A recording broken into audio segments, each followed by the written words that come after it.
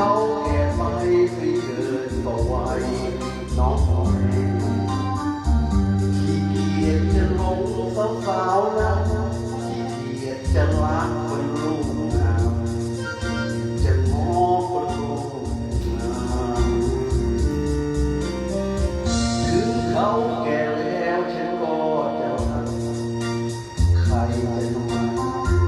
ฉันรักจิตใจของใครเราใครไม่จะรักแก่อย่างนี้สิเด็ดนักบทบาทความรักไม่ค่อยมามันตามแสนจะเอาใจสาวๆผู้ชายแอบแอบที่รักคงถึงแสนผมรักคนแก่ผมรักคนแก่ใครจะทำไมไม่ใช่ขนมอร่อยสาว